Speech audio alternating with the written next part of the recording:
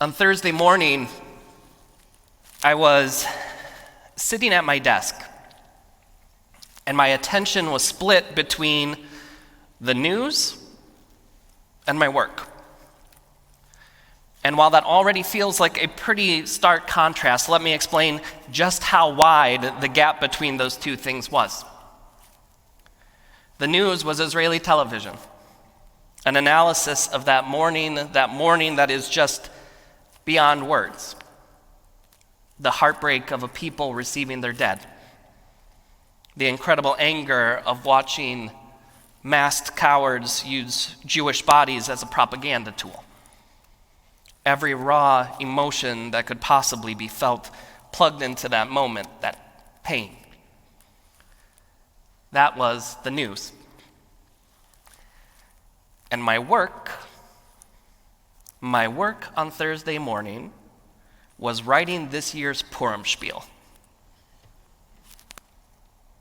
And I will be the first to admit that I did not plan my schedule out very well this past week, because it was a completely absurd experience. On my phone, news anchors catching their voices while they broke with emotion. And on my computer, jokes about community theater and irreverent pop culture references. That was my Thursday morning. But the more that I've been thinking about it, I think it's been much more than just my Thursday morning. I think it's more like my last 505 days. Trying to sit in this insane, dissonant space of heartbreak, sadness, anger, and fear, and guilt on one side, and a functioning, responsibility-filled life on the other. A life that doesn't stop moving even when Jewish children are kidnapped, murdered, and propagandized. It's absurd. It's illogical and crazy and absurd. And yet, it is. And yet we are here, navigating each and every day while fighting an internal battle that only a fraction of a people know about and even less comprehend. And it breaks us down. And it brings us to the lowest realms of fear, of hate, of despair. It is unquestionably Hamas's most destructive weapon. This terrorism of trauma. It's their most destructive weapon.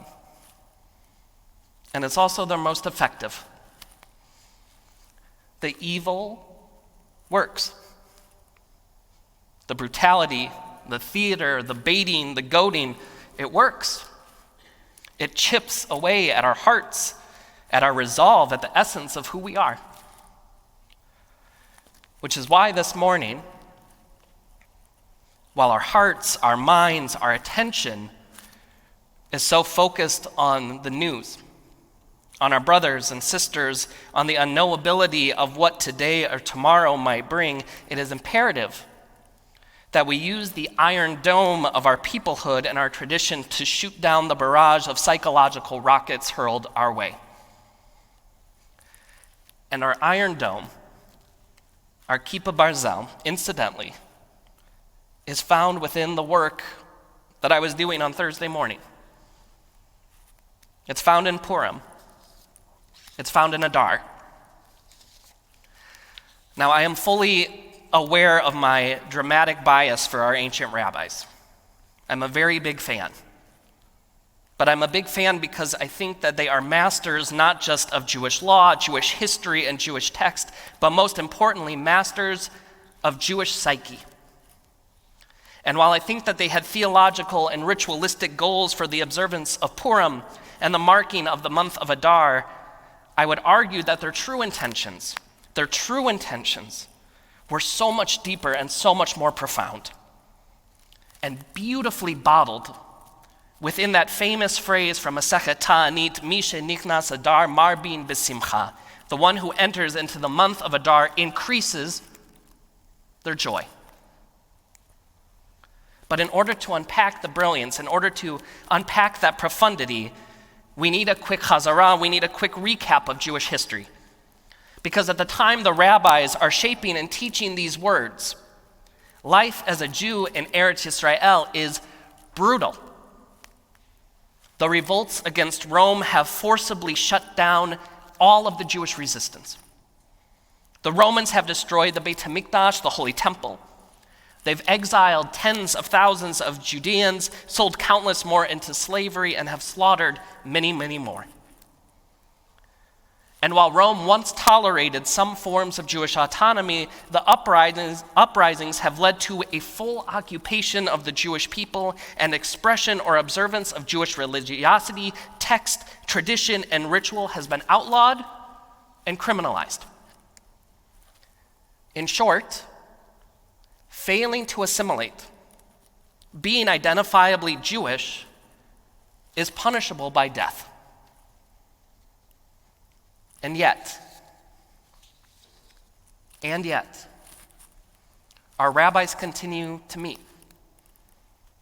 They learn together, teach together, shape a new vision of a Jewish future together, and create an entire tractate of oral law on an obscure holiday that is celebrated by the exiled Jews of Babylon and Persia, but is not widely familiar to the community in Eretz Yisrael. One that feels incredibly familiar in its content, but counterintuitive in its practice. Mishe nichnas adar marbin b'simcha. The whole idea of this holiday, the whole idea of this month, is at the hardest times increasing our joy. That's a paradox. Our rabbis teach the story of a woman named Hadassah, whose identity is suppressed by a violent royal decree, who is in danger of losing herself because of the terrorism of Haman's trauma. So serious this potential loss is that her name itself is changed to Esther, from the Hebrew word lahastir, to hide, to conceal. And they teach that while she is losing herself, she is confronted by her uncle, who warns her that hiding won't work.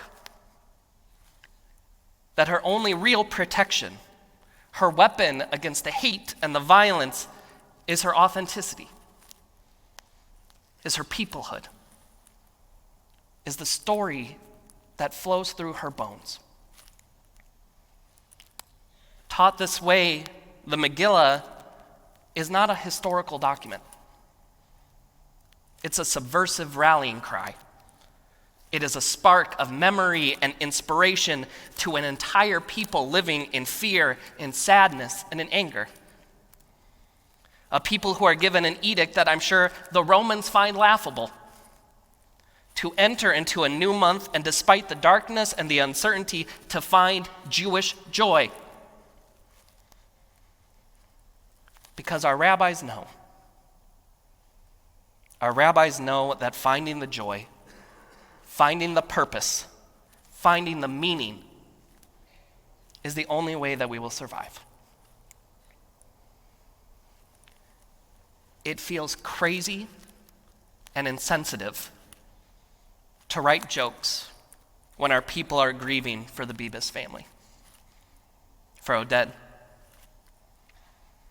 It feels out of place to talk about Rosh Chodesh Adar, which we're marking 1 week from today, when we have brothers and sisters held hostage in the tunnels of Gaza, when we are assaulted daily by the rocket fire of trauma, antagonism, mockery, and such abject cruelty. It feels crazy. But to nichnas Adar, to enter into Adar, to find Jewish joy, to find any reason whatsoever to come together and hug one another, pray together, sing together, hear Hebrew with one another, say Amen with one another, support one another, and yes, laugh together, is our Kippa Barzel. It is our Iron Dome. It is the Miklat the shelter of resistance to the relentless onslaught of words, images, and actions that are meant to break us down and tear us apart. In their depravity, our enemies want us to lose us. They want us to lose ourselves.